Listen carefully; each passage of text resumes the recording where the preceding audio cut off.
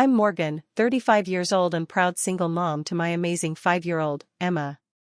My marketing career has soared while my love life crashed and burned. Last Sunday at my mother Diana's birthday dinner, after another dig about my perpetual singlehood, she laughed and said those words that cut deep. But before I could swallow my hurt, my kindergartner spoke up in the way only children can, honest, clear, and right to the heart. If you're watching this, drop a comment telling me where you're viewing from and hit that subscribe button. You won't want to miss how my little girl stood up to her grandmother and taught us all a lesson about respect and unconditional love.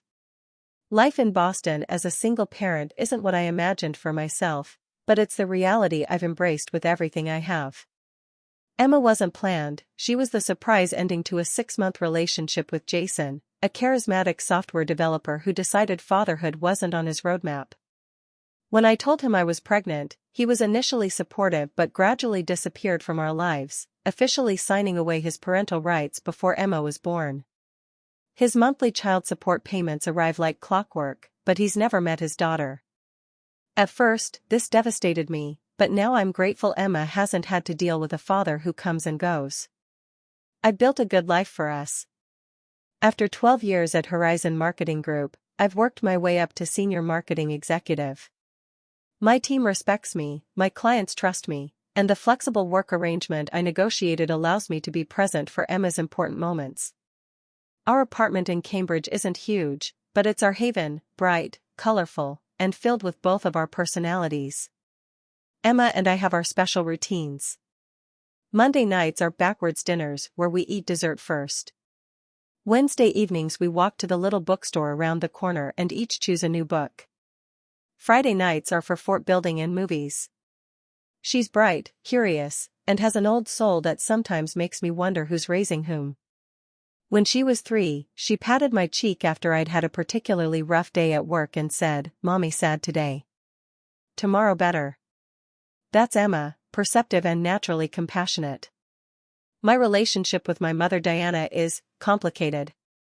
She's 62, a former high school English teacher who retired early to focus on her real job, being the perfect wife to my father and grandmother to her grandchildren. Diana comes from a generation and mindset where a woman's ultimate achievement is creating and maintaining the ideal family unit. In her world, career success is nice but secondary to securing a husband and raising children within a traditional family structure. To her credit, she's been supportive in many ways. When I decided to keep Emma, she never suggested otherwise. She babysits regularly and buys Emma beautiful clothes and educational toys. But her support always comes with a side of judgment about my life choices.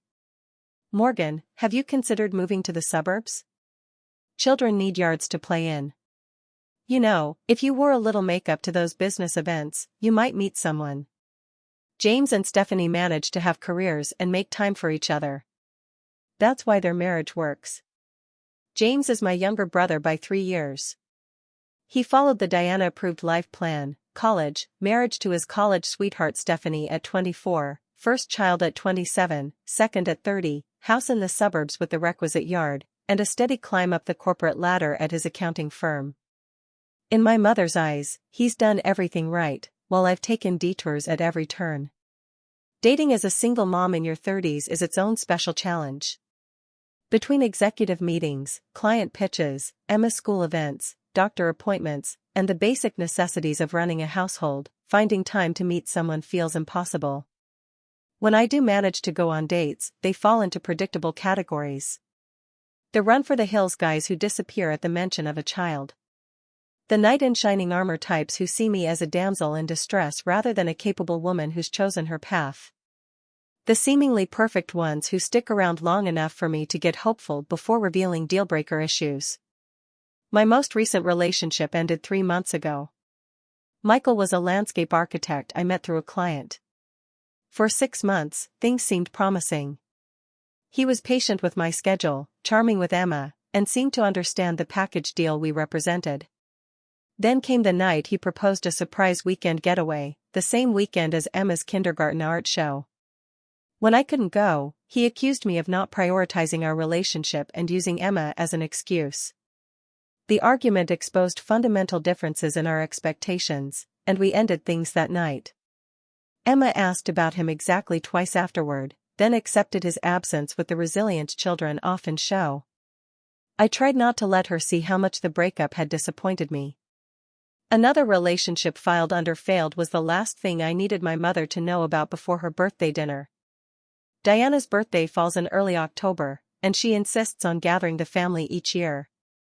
This year was her 62nd, and she'd been dropping hints about wanting everyone together at their house in Lexington.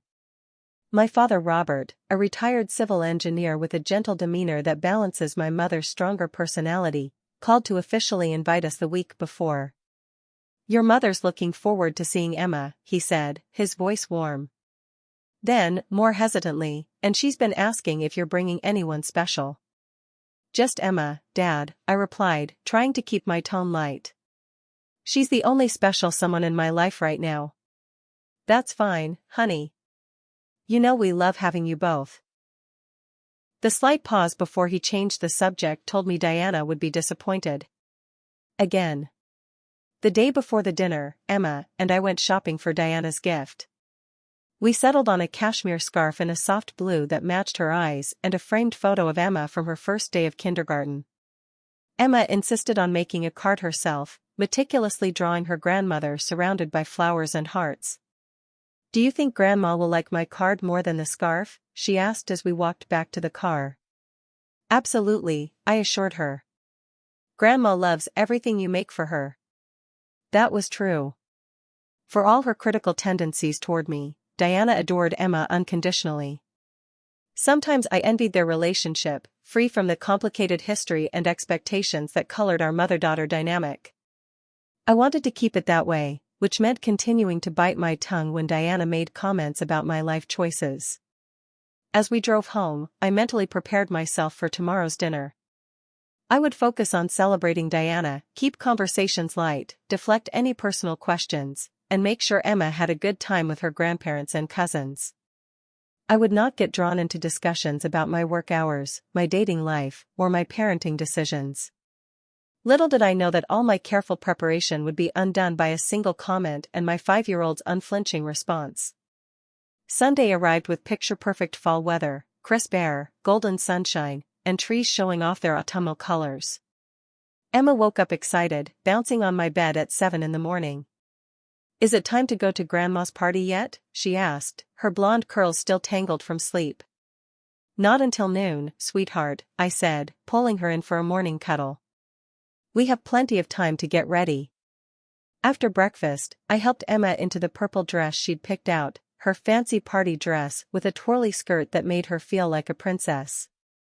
I opted for a burgundy sweater dress that was professional enough to please my mother but comfortable enough for an afternoon of family dynamics. As I applied minimal makeup, Emma sat on the bathroom counter, swinging her legs. "Mommy, you look pretty," she said, watching me brush mascara onto my lashes.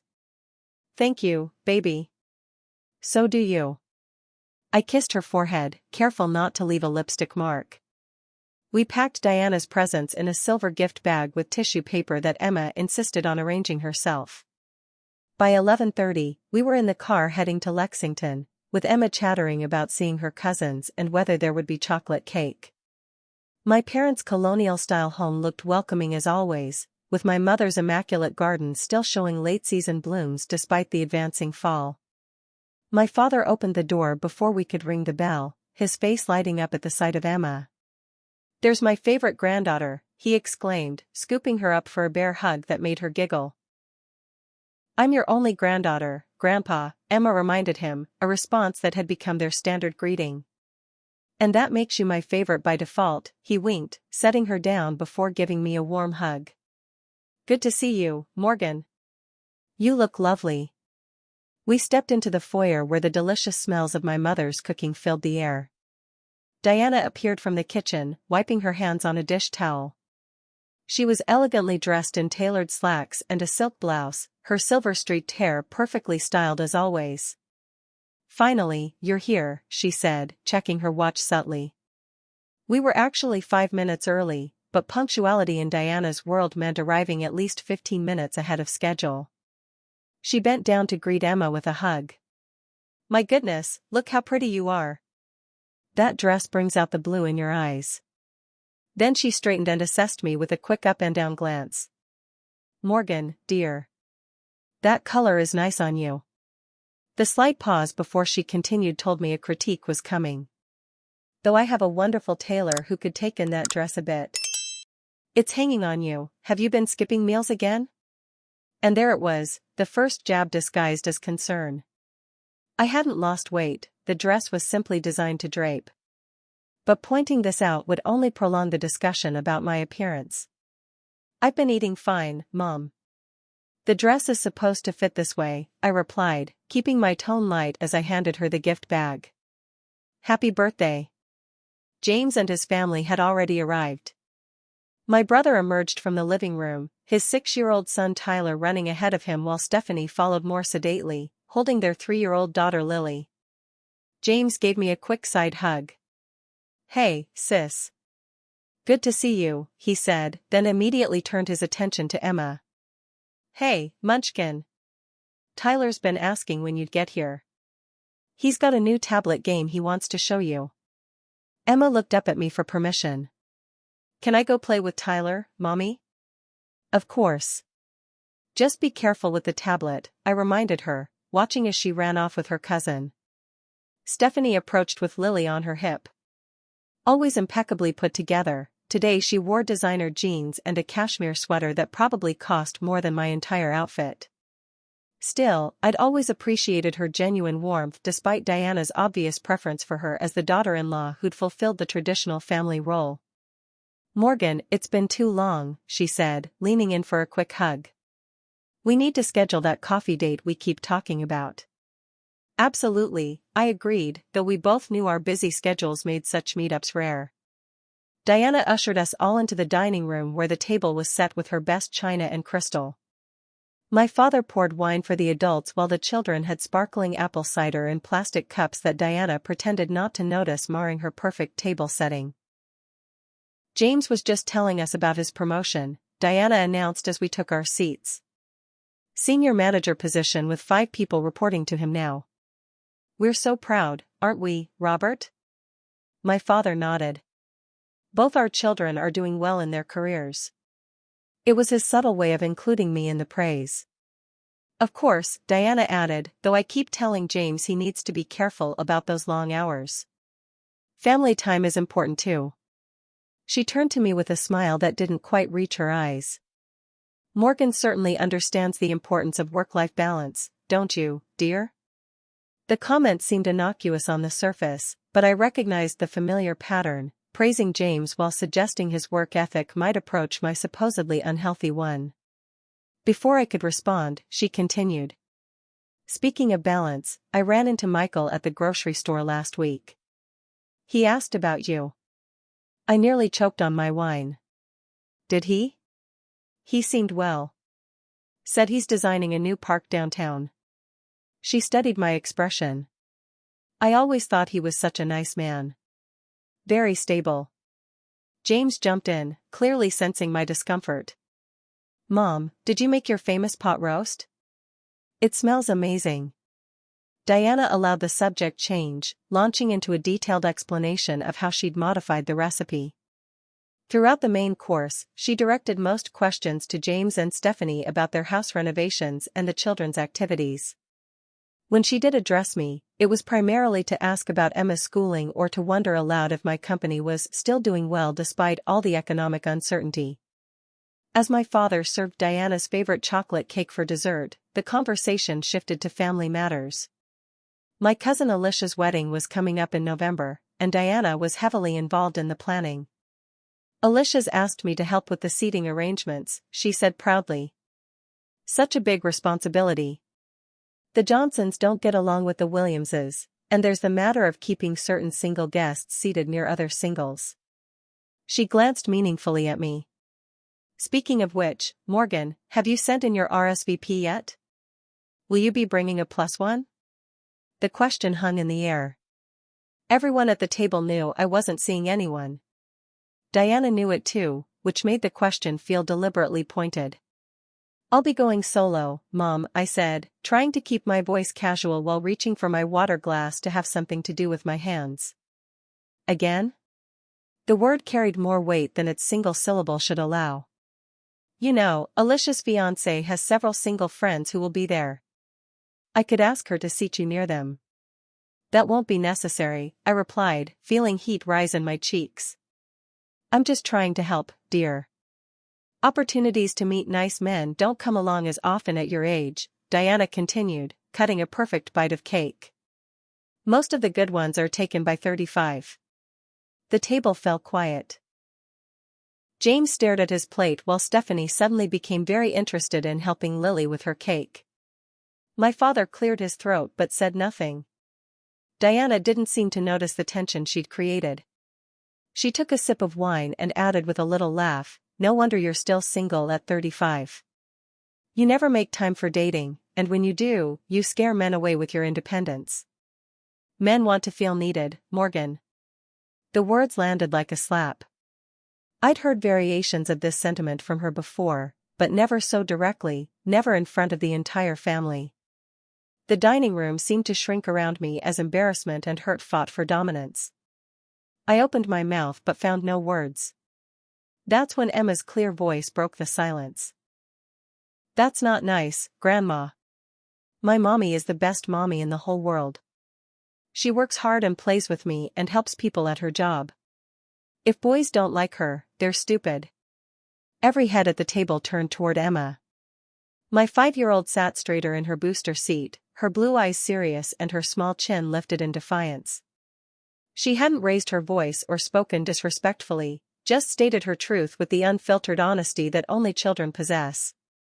Diana's fork hovered midway to her mouth, her expression frozen between shock and indignation. James quickly took a large gulp of wine to hide what looked suspiciously like a smile. Stephanie was less successful at concealing her reaction. The corners of her mouth twitched upward as she busied herself with cutting Lily's cake into smaller pieces. My father coughed into his napkin. "Well," Diana finally managed, setting down her fork. "Emma, sweetheart, adults are having a conversation. And we don't use words like stupid at the dinner table." Emma looked confused. "But you said mommy scares boys away." "That's not nice either." My heart swelled with a complicated mixture of pride, embarrassment, and fierce love for my daughter. I placed a gentle hand on her arm, not to silence her but to acknowledge her support. "It's okay, Emma," I said softly, finding my voice. "Grandma didn't mean to hurt my feelings." "Yes, of course not," Diana said quickly, her cheeks flushed. "I was merely making an observation based on concern for your future happiness." My father, ever the peacemaker, cleared his throat. "This cake is exceptional, Diana. Did you try a new frosting recipe?" It was a transparent attempt to change the subject, but Diana seized it like a lifeline. "Yes, I added a touch of espresso powder. It deepens the chocolate flavor without tasting like coffee." The conversation awkwardly shifted to dessert preferences, but the atmosphere remained charged. Emma continued to watch Diana with a thoughtful expression, as if reassessing her grandmother. Tyler, oblivious to the tension, asked if he could be excused to play. The adults quickly agreed, and Emma joined him after giving me a questioning look. I nodded my permission, squeezing her hand in silent thanks as she passed. With the children out of earshot in the adjacent family room, Diana attempted to regain control of the narrative. "Children certainly say the most unexpected things," she said with a tight laugh. "Emma is quite spirited for her age." "She's observant," I replied, unable to keep the edge from my voice. "And protective." "She clearly adores you," Stephanie offered kindly. "That speaks volumes about your relationship." "Indeed," Diana said. "Though I do wonder if she's a bit too outspoken. Children need to learn appropriate boundaries." "She was defending her mother," James said, surprising me by joining the conversation. "Can't fault her for that." "I'd hope my kids would stand up for Stephanie if someone hurt her feelings." Diana's smile faltered. "I didn't hurt anyone's feelings. Morgan knows I only want what's best for her." "Do I?" The question slipped out before I could censor it. The table fell silent again. Diana looked genuinely taken aback. Of course you do. Everything I say comes from a place of maternal concern. Your concern often feels like criticism, Mom, I said quietly. Especially about my personal life. I'm merely pointing out that life is easier with a partner, Diana insisted. You're working yourself to exhaustion trying to do everything alone. I'm doing just fine, I countered. My career is thriving, Emma is happy and well-adjusted, and I have a fulfilling life. But for how long? You're not getting any younger, dear. And Emma deserves a complete family. She has a complete family, I said, my voice firm despite the hurt bubbling beneath the surface.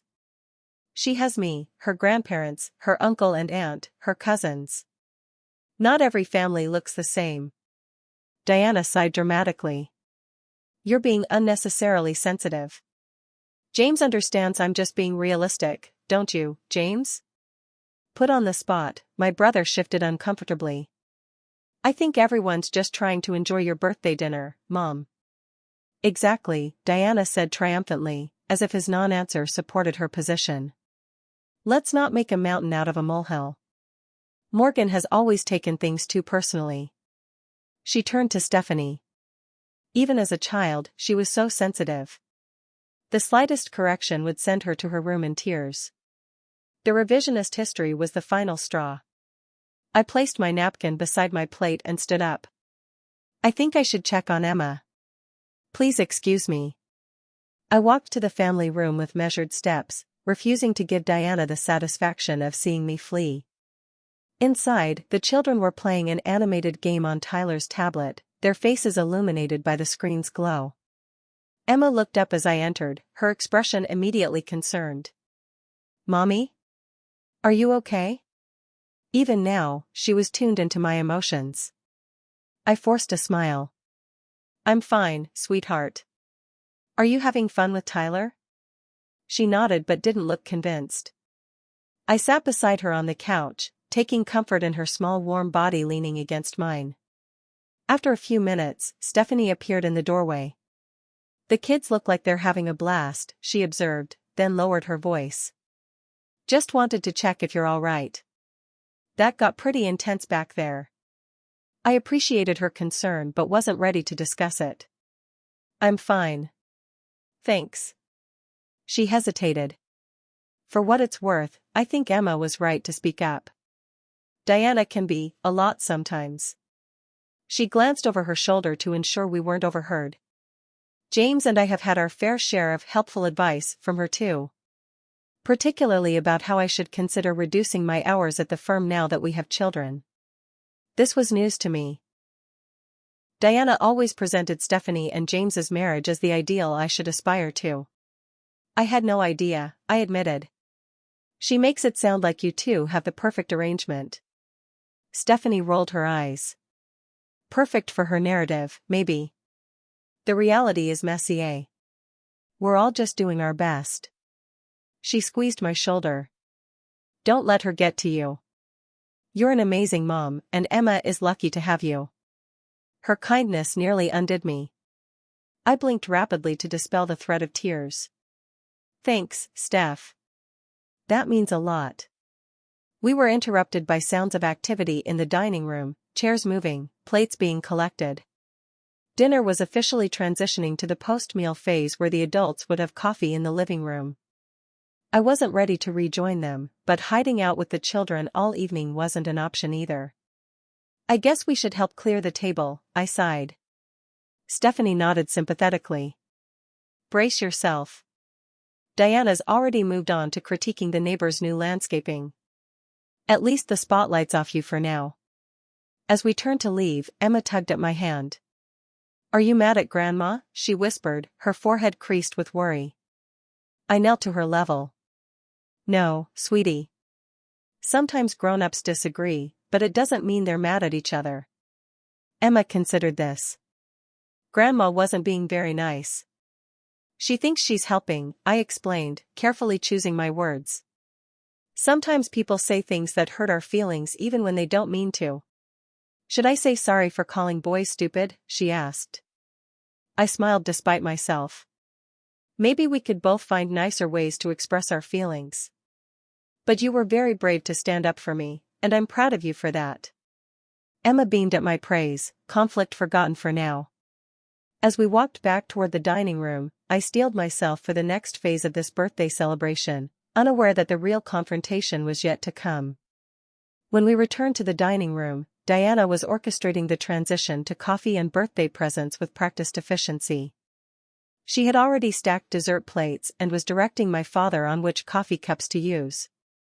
"There you are," she said when she spotted us. "Emma, would you like to help Grandpa bring the presents to the living room?" Emma looked at me for permission, then skipped over to my father when I nodded. James was helping Tyler gather his toys while Stephanie managed a sleepy Lily who was beginning to fuss after her sugar high wore off. Diana approached me with a stack of dessert plates. "Morgan, would you mind helping in the kitchen? These need to be rinsed before going in the dishwasher." It was a transparent move to get me alone, but refusing would only create more tension. I followed her into the kitchen, accepting the plates and taking them to the sink. "Emma certainly has strong opinions for someone her age," Diana said as she began transferring leftover cake to a storage container. Her tone was casual, but I sensed the critique beneath it. "She's perceptive," I replied, focusing on rinsing the plates. "And she has a strong sense of fairness." "Children need guidance to understand appropriate behavior," Diana continued. "It's concerning that she felt comfortable speaking to an adult that way." I turned off the water and faced her. "She was defending me, Mom." "She was being disrespectful," Diana countered. "If you don't correct that kind of behavior now, it will only get worse as she gets older." "What about your behavior?" I asked quietly. "Was it respectful to criticize my life choices in front of everyone?" Diana's expression hardened. "I was expressing legitimate concern about your future. Single motherhood may be working for you now, but what about when Emma gets older? What about when you get older? Who will take care of you?" "I'll take care of myself, just like I always have," I replied, frustration building. "And I'm raising Emma to be independent too." "That's exactly what worries me," Diana said, closing the cake container with more force than necessary. "You're raising her to be disrespectful of tradition and family values." "I'm raising her to think for herself and to speak up when something isn't right," I countered. "And I'm proud of that." "Well, I suppose we have different definitions of appropriate parenting," Diana sniffed. "But then, my generation actually focused on raising our children rather than outsourcing it to daycare while we chased careers." The comment was so unfair it took my breath away.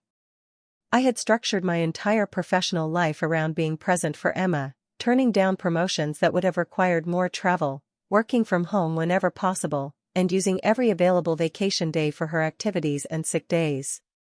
"That's not fair, and you know it," I said, my voice shaking slightly. "I've made every sacrifice necessary to be a good mother to Emma." "Sacrifice?" Diana laughed mirthlessly. "You don't know the meaning of the word. I gave up my teaching career to raise you and James properly. I supported your father through his entire career. I put my family first every single day. And I don't?" The hurt was rapidly transforming into anger. "Just because I didn't follow your exact path doesn't mean I'm not committed to my family." "Your family is incomplete," Diana insisted. "Emma deserves a father, a stable home with two parents." "Emma has everything she needs," I shot back. "And she doesn't need to hear her grandmother suggesting otherwise. Someone needs to think about her best interests since you're too busy playing career woman to consider them." The accusation hit like a physical blow. All the years of subtle digs and backhanded compliments had finally culminated in this direct attack on my mothering, the one area where I would not tolerate criticism. "That's enough." My voice was quiet but firm. "You don't get to question my commitment to my daughter." "Not ever. I have built my entire life around ensuring she's happy, healthy, and loved. The fact that I didn't need a man to do it seems to be your problem, not mine." Diana recoiled as if I'd slapped her. "How dare you speak to me that way in my own home? After everything I've done for you." "What exactly have you done, Mom? Criticized my choices? Undermined my confidence?" Made me feel like I'm constantly failing because I don't live up to your narrow definition of success. I've only ever wanted what's best for you. Diana's voice rose.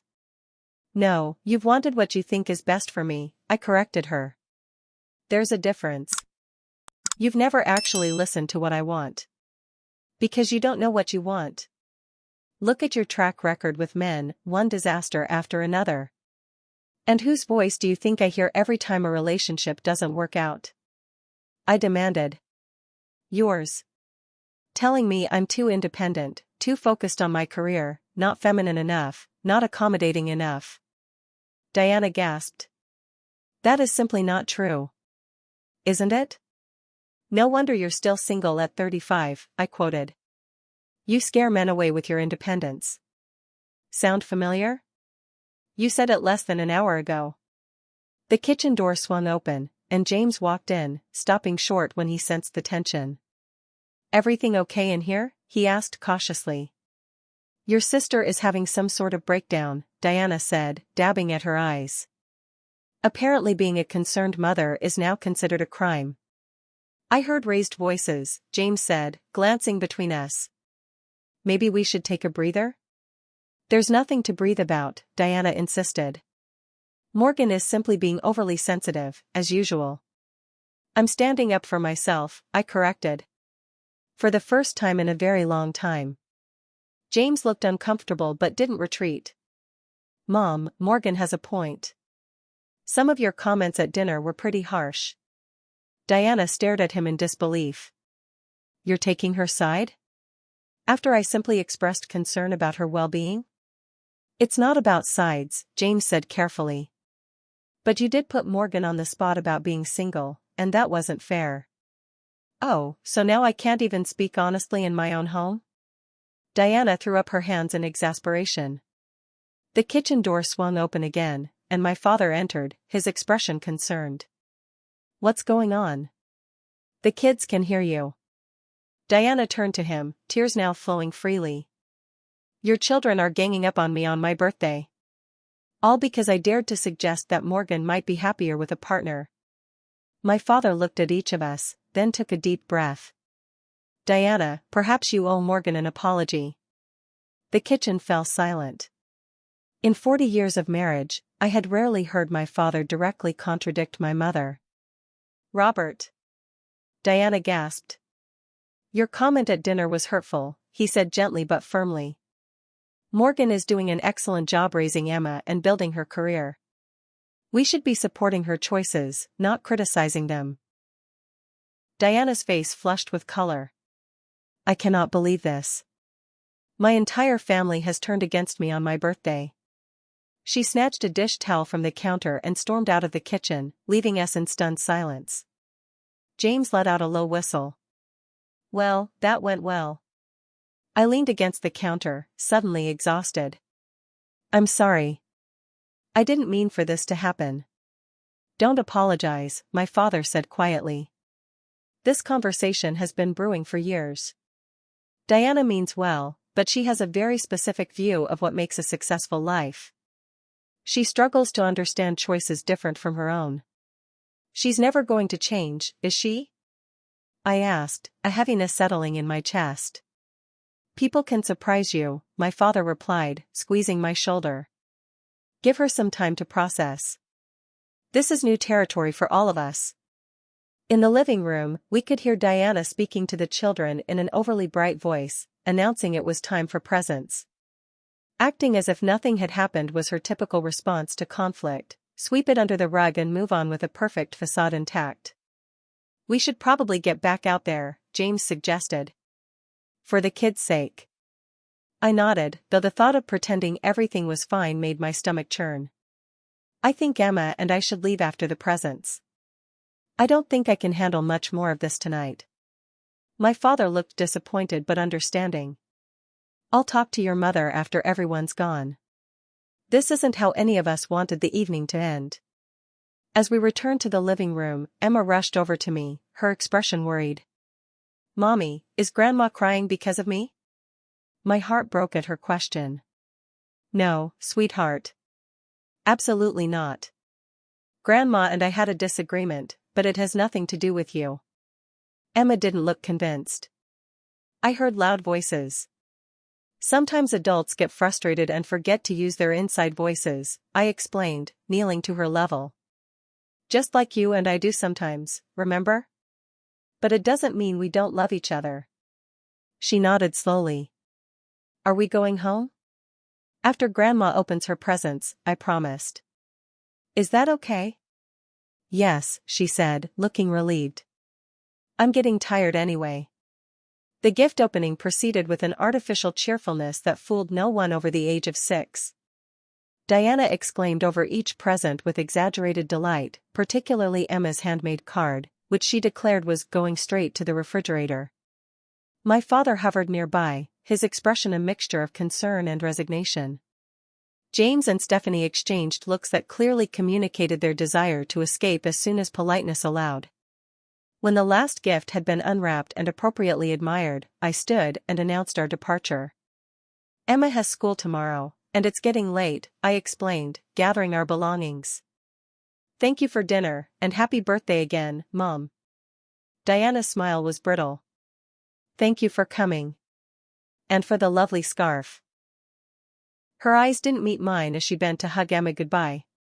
Be good for your mother, sweetheart. Emma nodded solemnly. I'm always good, Grandma. Then, with the direct honesty only children possess, she added, please don't make my mommy sad anymore, okay? Diana's composed facade cracked slightly. I don't want anyone to be sad, Emma. My father walked us to the door while Diana busied herself with gathering discarded wrapping paper. He hugged me tightly at the threshold. This isn't over, he said quietly. But it might be the beginning of something better. Give her time. I nodded, too emotionally drained to respond. As Emma and I walked to the car, the cool evening air felt cleansing after the heated emotions of the kitchen confrontation. Emma's small hand in mine anchored me to what truly mattered. Are you sad, Mommy? She asked as I buckled her into her car seat. I considered the question carefully. A little bit, I admitted. But I'm also proud of us both for speaking our truth today. That takes courage. Like in my Brave Girls book, she asked, referring to a collection of stories about historical women we often read at bedtime. Exactly like that, I confirmed, kissing her forehead before closing her door. As we drove away from my parents' house, my emotions were too tangled to fully process. But beneath the hurt and anger, I felt something unexpected, a flicker of hope that maybe, just maybe, this painful confrontation might lead to positive change. The lights of downtown Boston glowed in the distance as we crossed the bridge from Cambridge, Emma's reflection visible in the passenger window as she gazed at the illuminated cityscape. She'd been uncharacteristically quiet since we left my parents' house, and I knew the tension of the evening had affected her more than I'd hoped. Mommy? Her small voice finally broke the silence. Is Grandma mad at me? My heart clenched. This was exactly what I'd tried to prevent, Emma feeling responsible for adult conflicts. I glanced at her in the rearview mirror, her face serious in the dim light. No, sweetheart. Grandma isn't mad at you. She loves you very much. But I said boys were stupid, and we're not supposed to say that word. I chose my next words carefully. You're right that we try not to use words like stupid to describe people. But Grandma isn't upset about that. Then why did everyone get quiet when I talked? And why were you and Grandma yelling in the kitchen? I sighed, trying to find the balance between honesty and age-appropriate explanations. Sometimes grown-ups have disagreements about important things. Grandma and I see some things differently, and we didn't handle our feelings well tonight. Emma considered this. Like when Zoe and I fought about who gets the red crayon, but bigger. I smiled despite myself. Something like that. Except grown-ups should know better how to talk about their feelings without raising their voices. We stopped at a red light, and I turned to look at her directly. What you did at dinner, standing up for me, was very brave and loving. I'm proud of you for wanting to protect my feelings. Really? Her face brightened. Really? Though next time, maybe we could think of different words to use? She nodded solemnly. I could say not smart instead of stupid. I laughed softly. That's a start. But the most important thing is to stand up for what's right while still being respectful. It's a balance that even grown-ups struggle with sometimes. The light turned green, and we continued toward our apartment. Emma fell silent again, but it was a thoughtful silence rather than a worried one. "Mommy?" she asked after a few minutes. "Grandma should follow her own rules." "What do you mean?" "She tells me to be nice and use kind words, but then she wasn't nice to you." Emma's observation cut straight to the heart of the matter with the clarity only children possess. "That's not fair." "You're right," I acknowledged. "It's not fair. And that's something Grandma and I need to work on together." As we pulled into our apartment complex, I found myself reflecting on the patterns that had shaped my relationship with my mother. How many times had I swallowed her critical comments to keep the peace? How often had I absorbed her disapproval rather than challenging it? And how had that shaped my own self-image and choices? Once home, we moved through our bedtime routine. Bath, pajamas, teeth brushing, and a story. I chose one of Emma's favorites, about a bunny who discovers that being different from the other bunnies is actually his greatest strength. Emma listened with heavy-lidded eyes, fighting sleep to hear the ending she already knew by heart. "I like this bunny," she murmured as I closed the book. "He's brave like you." "Like us," I corrected, kissing her forehead. "Good night, my brave girl." "Night, Mommy. Love you to the moon and back." "Love you to the moon and back and forth and back again," I replied, our nightly ritual complete. After turning on her night light and leaving her door ajar, I sank onto the couch in the living room, the events of the evening replaying in my mind.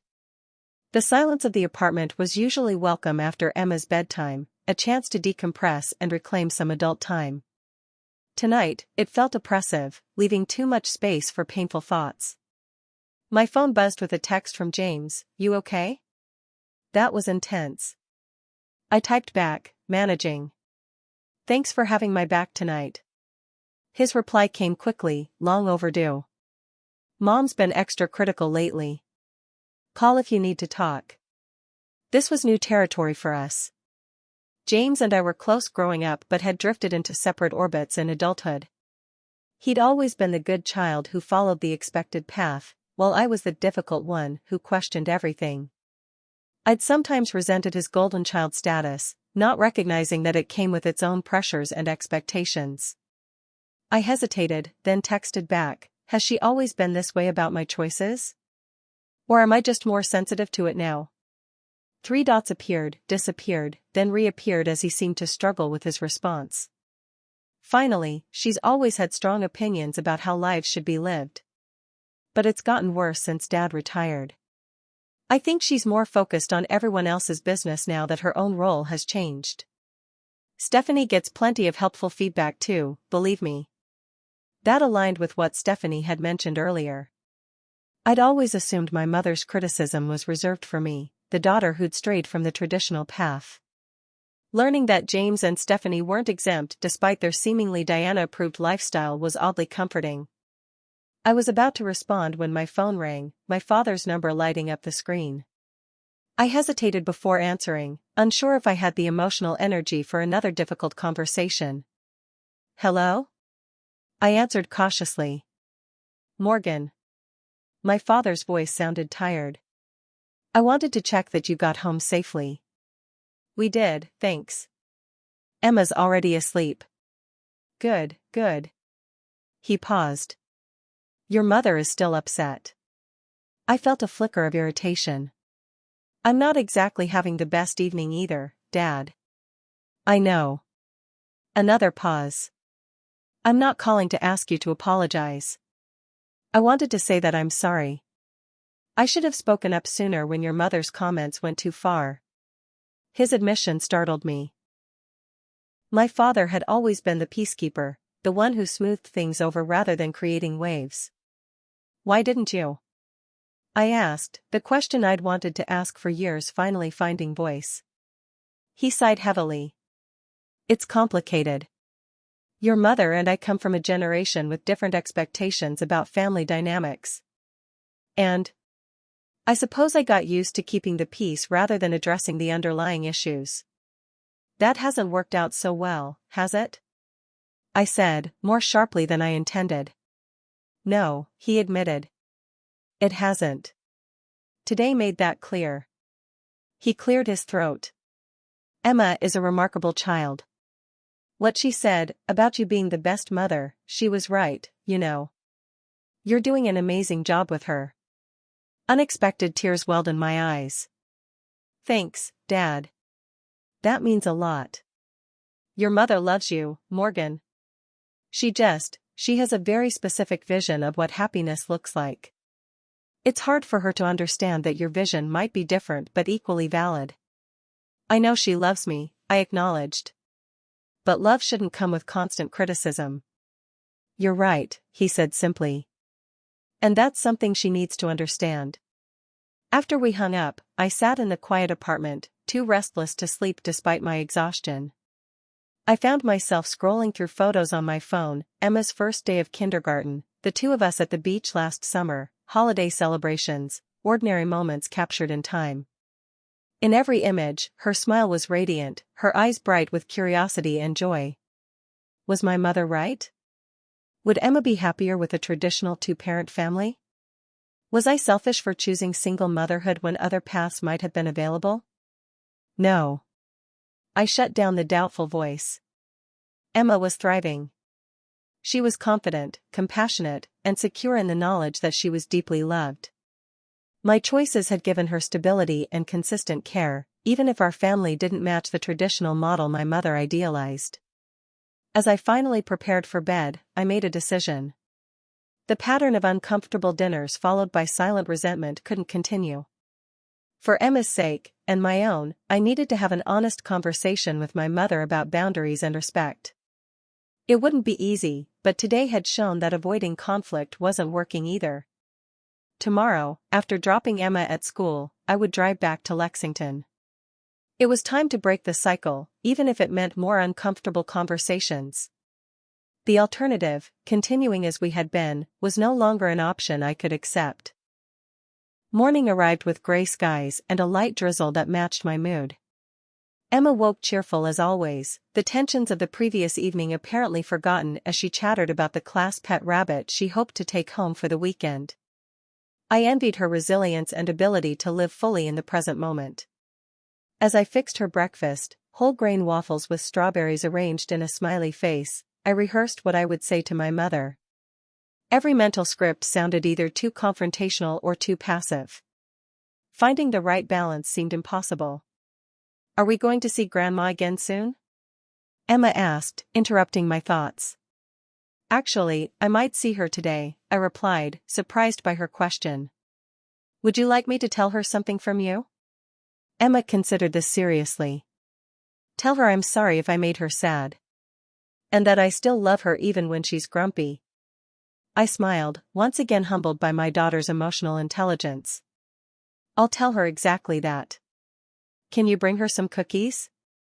Cookies make people happy when they're sad. That's a thoughtful idea, I said, making a mental note to stop at the bakery near Emma's school. After dropping Emma off, watching her small purple backpack bounce as she ran to join her friends, I drove to Georgetown Bakery and selected an assortment of my mother's favorite cookies, snickerdoodles, chocolate chip, and lemon shortbread. The familiar routine of ordinary tasks helped calm my nerves. The drive to Lexington gave me time to organize my thoughts. I wasn't going to my parents' house to reignite last night's argument or to demand an apology. I was going to establish clear boundaries and hopefully begin a more honest dialogue about our relationship.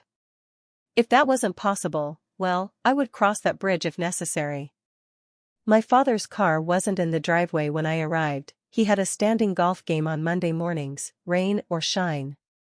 I was relieved. This conversation needed to happen between my mother and me, without mediators or witnesses.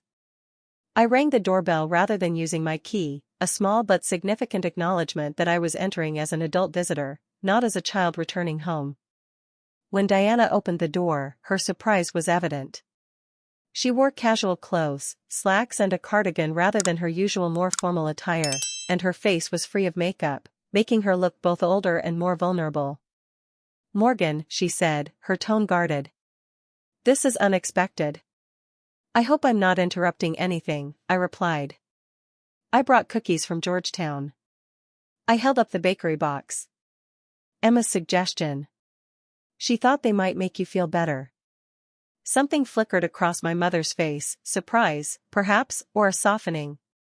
That was thoughtful of her. She hesitated, then stepped back. "Come in. I just made coffee." The house was unnaturally quiet without the usual background noise of my father's classical music or the television news. We moved to the kitchen in silence, where Diana busied herself with cups and saucers, never mugs in her house, always proper china. "Emma wanted me to tell you she's sorry if she made you sad," I said, opening the cookie box on the counter. "And that she loves you even when you're grumpy." Diana's hand stilled on the coffee pot. "She said that?" "Word for word."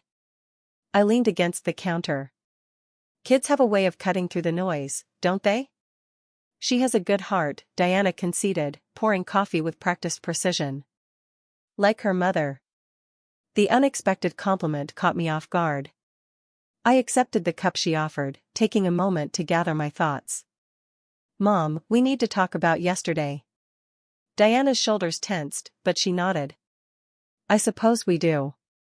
"I'm not here to restart the argument," I clarified. "But we can't keep doing this dance where you criticize my choices, I get hurt, and we both pretend everything's fine until the next time." "I don't criticize," she began automatically, then stopped herself. "That is, I don't intend to criticize. I worry about you, Morgan." "Is that so wrong for a mother?" "Worrying isn't wrong," I acknowledged. "But the way you express it often feels judgmental rather than supportive." Diana took a careful sip of her coffee. "How would you have me express it?" "Maybe by asking questions instead of making assumptions? By recognizing that my path doesn't have to mirror yours to be valid? By acknowledging that I'm a grown woman capable of making my own choices? Even when I believe those choices might lead to unhappiness," she challenged. "Yes," I said firmly. "Because they're my choices to make. And frankly, Mom, I'm not unhappy. I have a challenging career I love, the most amazing daughter, good friends, and a life that works for us. The only times I question my happiness are after conversations with you." Diana flinched as if I'd slapped her. "That's a terrible thing to say." "It's honest," I countered. "And we need honesty right now. When you make comments about my single status, or imply that Emma is somehow disadvantaged because she doesn't have a traditional family, it undermines my confidence as both a woman and a mother." "That has never been my intention," Diana protested. "I know," I said, softening my tone. "But intention and impact are different things. And the impact has been painful." Diana placed her cup in its saucer with a sharp click. "Do you think it's easy for me to watch you struggle? To see you juggling so many responsibilities alone when I know how exhausting it can be even with a partner?" "I'm not asking for easy," I replied. "I'm asking for respect. For acknowledgement that different doesn't mean wrong or broken." Diana was quiet for a long moment, her gaze fixed on her coffee cup. When she finally spoke, her voice was uncharacteristically hesitant. "My mother was not an easy woman to please," she said. "Nothing I did was ever quite good enough. My grades should have been higher, my clothes neater, my behavior more ladylike." A bitter smile crossed her face. "The day I told her Robert and I were engaged, her first response was to ask if I was sure I could do better if I waited." This was new information. My mother rarely spoke about her own upbringing except in the most general terms. "That sounds painful," I said carefully. "It was," Diana acknowledged. "I promised myself I'd be different with my own children. That I'd be supportive and encouraging. That I'd never make them feel the way she made me feel." She looked up, her eyes suddenly bright with unshed tears. "And yet here we are." "Here we are," I echoed softly. The irony is that I thought I was protecting you from making mistakes, from struggling the way I did when I tried to balance teaching with motherhood in those early years before I stopped working. Diana shook her head. I convinced myself that if I could just guide you toward the right path, you'd avoid the difficulties I faced. But instead you became what you feared, I finished when she trailed off. Perhaps, she admitted. Though I hope not entirely. My mother's criticism came from a place of control and dissatisfaction with her own life. Mine, misguided as it may have been, came from love and concern. I know that, I said. And I love you for wanting the best for me. But Mom, you have to understand, what worked for you may not be what works for me. Your definition of best may not be mine. Diana nodded slowly. Your father said something similar last night, after you left. He said I needed to accept that happiness looks different for different people. She sighed. It's not easy to let go of one's vision of how things should be. I know, I said, thinking of my own stubborn attachment to plans and expectations. But sometimes the reality turns out better than the vision anyway. Diana reached for a cookie, breaking it precisely in half before speaking again. You're a wonderful mother, Morgan. Different from me in many ways, but Emma is thriving. That's what matters, isn't it? It's what should matter, I agreed, feeling something tight within me begin to loosen. And yes, despite the challenges, I think she's doing pretty well. She stood up for you, Diana said, a hint of admiration in her voice. Without hesitation or doubt. That speaks volumes about your relationship. She surprised me too, I admitted. Though I'm still working on her vocabulary choices. Diana's laugh was unexpected but genuine. She's spirited. Like someone else I know at that age. We fell into a more comfortable silence, the tension between us not gone but significantly diminished. As we continued talking over cookies and a second cup of coffee, Diana shared more about her own mother's critical parenting and the pressure she'd felt to create a perfect family after her difficult upbringing. I spoke about the realities of my daily juggling act. The triumphs and challenges of single parenthood that she rarely saw. The doorbell interrupted us mid-conversation. Diana checked her watch and stood up. That must be your father, back early from golf. The rain probably cut their game short. Robert looked surprised to see me when he entered the kitchen, his golf clothes damp from the drizzle. Morgan. Is everything all right? Everything's fine, Dad, I assured him. Mom and I were just talking. He glanced between us, clearly trying to assess the emotional temperature of the room. Good talking or necessary talking, Diana said, rising to pour him coffee. Long overdue, it seems. As my father joined our conversation, I was struck by the differences in our family dynamics when we allowed ourselves to speak openly rather than adhering to scripted roles and expectations.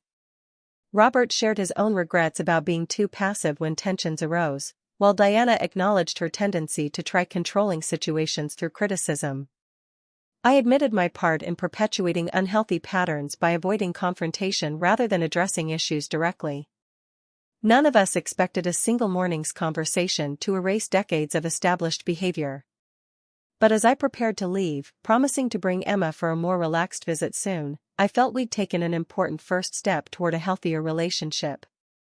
In the car, I checked my phone to find a text from Diana's tennis instructor's son Ryan, whom I'd met briefly at my parents' club holiday party last year.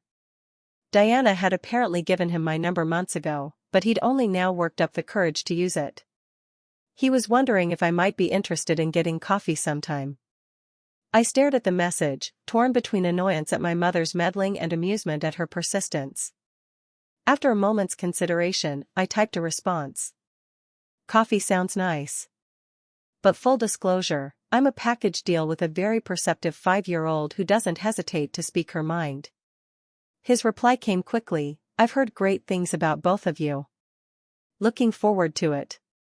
I shook my head, smiling despite myself. Some things would never change, my mother would always be a matchmaker at heart.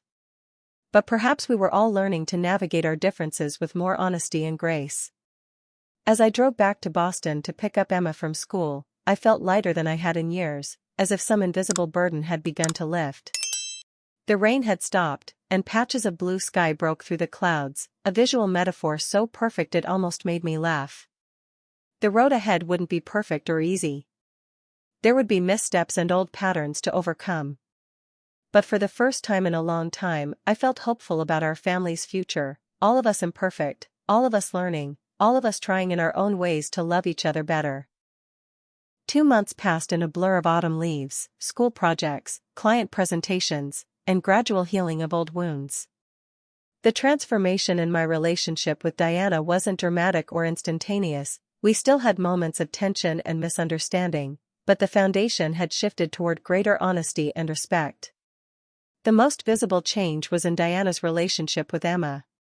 My mother had taken to heart my suggestion that she spend more one-on-one time with her granddaughter, establishing a Saturday morning routine where she would take Emma to the Children's Museum or the Botanical Gardens, just the two of them.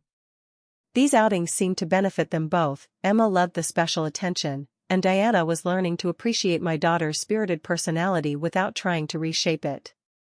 She asked so many questions about the dinosaur bones today, Diana reported after one museum trip, admiration evident in her voice.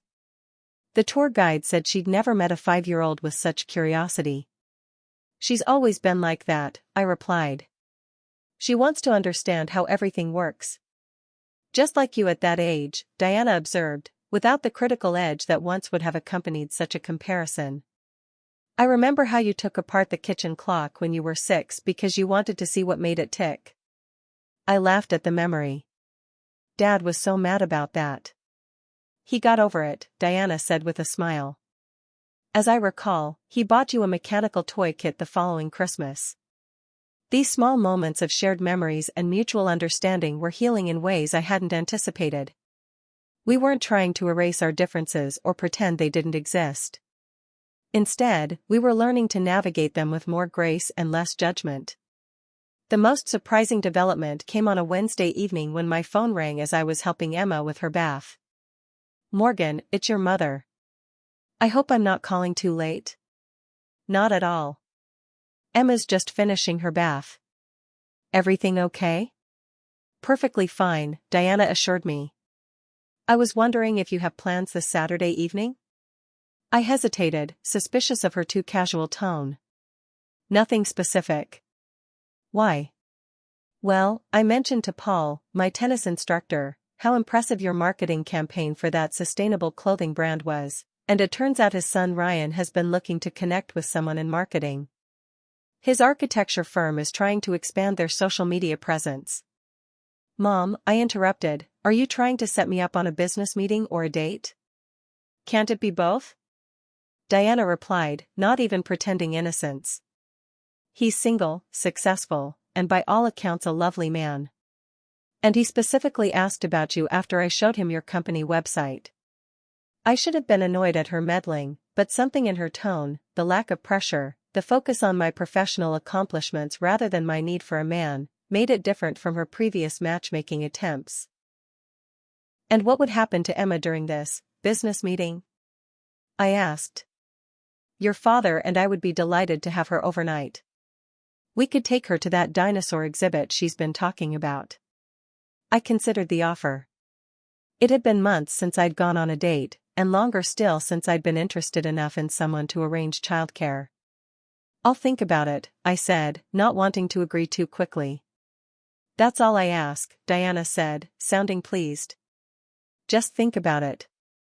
To my own surprise, I did more than think about it. I texted Ryan later that evening. Our exchange was easy and pleasant, focusing initially on his firm's marketing needs before shifting to more personal topics. By the time we'd arranged to meet for dinner that Saturday, I found myself actually looking forward to it. The date went surprisingly well. Ryan was tall with kind eyes and an easy smile, more relaxed in person than in the formal headshot on his firm's website. He asked thoughtful questions about my work and listened attentively to the answers. When the conversation turned to Emma, I waited for the usual polite but disinterested response I'd come to expect from men when children entered the discussion. Instead, he engaged with genuine curiosity. My sister has twins about Emma's age, he explained. They're at that fascinating stage where their personalities are really emerging. One minute they're asking profound philosophical questions, the next they're having a meltdown because their sandwich is cut the wrong way. I laughed in recognition. That sounds very familiar. Last week Emma informed me that when people die they become stars in the sky, then immediately had a crisis because I put her socks on before her pants. The duality of kindergartners, Ryan nodded solemnly, eyes twinkling. The evening passed quickly, conversation flowing easily between professional topics and personal stories. For the first time in years, I found myself with someone who seemed to genuinely value both aspects of my identity, the dedicated professional and the devoted mother. There was no pressure to downplay either role, no sense that one should take precedence over the other. When Ryan walked me to my car, he didn't press for more than the moment called for, just a warm handshake and an expression of interest in seeing me again. I drove home feeling cautiously optimistic, though careful not to get ahead of myself. One good date didn't erase the complexities of dating as a single parent, but it was a promising start. Emma returned from her grandparents' house the next day bubbling with excitement about dinosaurs and the ice cream sundae bar Diana had apparently arranged for dessert. "Grandma let me have 3 toppings," she reported, eyes wide. "And she didn't even say anything about ruining my appetite." "Sounds like you had a good time," I observed, amused by her astonishment at Diana's uncharacteristic indulgence. "The best. And guess what? Grandpa has special tools in his workshop, and he's going to help me build a dinosaur model next time. And Grandma didn't even say it would be messy." The transformation in Diana's approach to grandparenting was subtle but significant. She was learning to embrace the joy of connection without imposing the perfectionism that had characterized her parenting. When I called to thank my parents for watching Emma, Diana's first question surprised me. "How was your evening with Ryan?" "Professionally productive, I hope?" Her tone carried a hint of mischief I rarely associated with my proper, traditional mother. "Very productive," I replied, matching her light tone. "We may have discussed more than marketing strategies, though." "I'm glad to hear it," Diana said. "He seems like someone who might understand your priorities." The absence of pressure, the simple statement of approval without expectation, it was a small thing, perhaps, but it meant everything. Over the following weeks, Ryan and I continued seeing each other, sometimes for coffee during lunch breaks, occasionally for dinner when Emma stayed with my parents. He met Emma for the first time during a casual Sunday afternoon at the park, approaching the introduction with respectful awareness of its significance without making it feel overly formal or weighted with expectations. Emma, with her characteristic directness, looked him up and down before declaring, "You're taller than Mommy's other friend Michael was." "Emma!" I exclaimed, mortified. But Ryan just laughed. "That's true. I am pretty tall. Is that okay?" Emma considered this. "I guess so. Do you know how to push someone really high on the swings?" "I've been told I'm an excellent swing pusher," Ryan assured her gravely.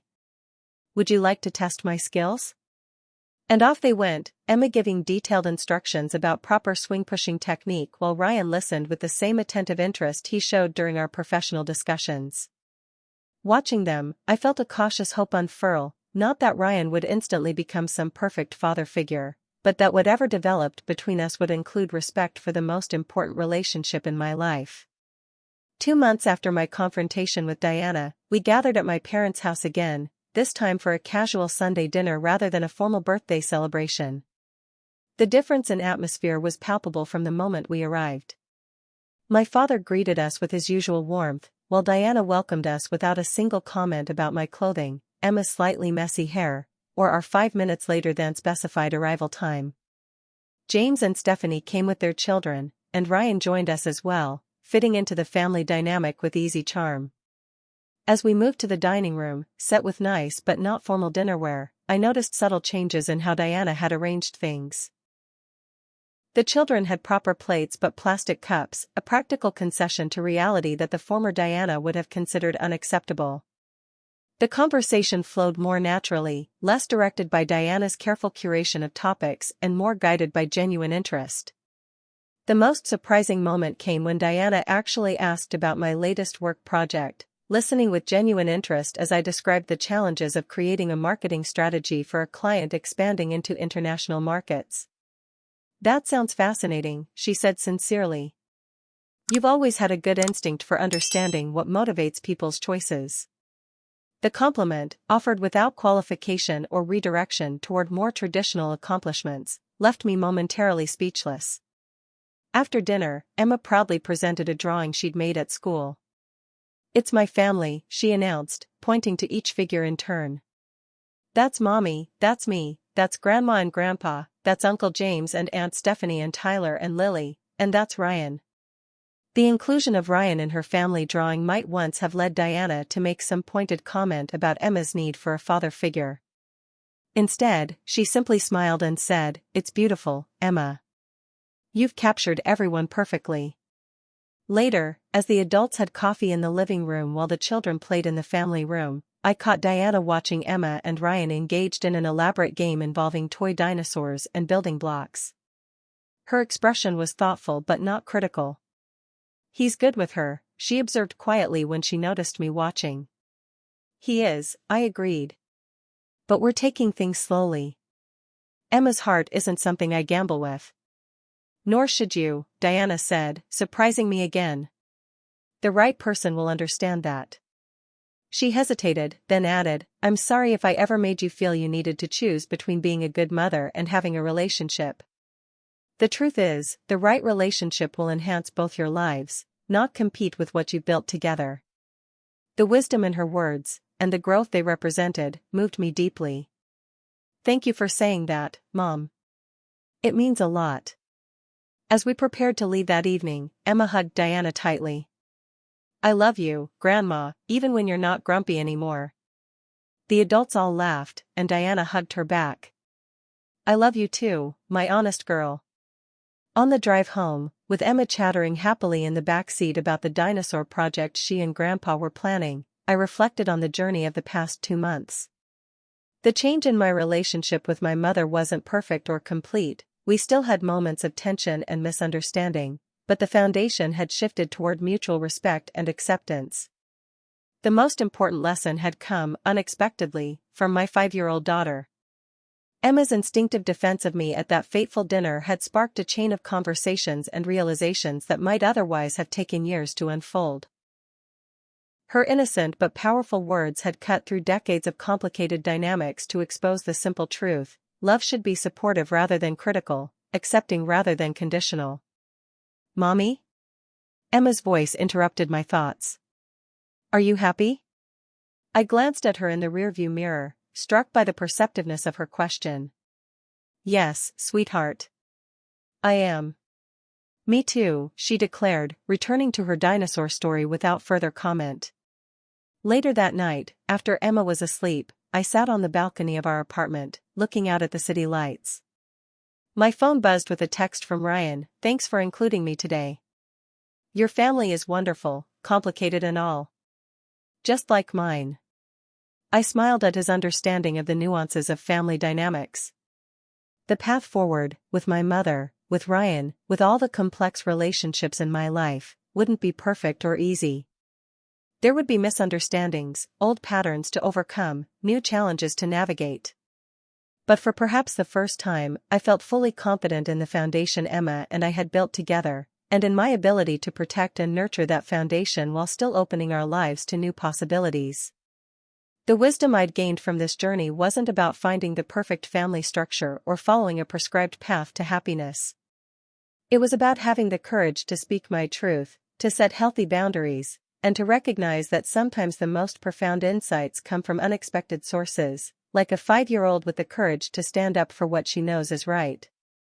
If you've ever experienced a moment when a child's innocent honesty changed your perspective or helped resolve a family conflict, I'd love to hear about it in the comments.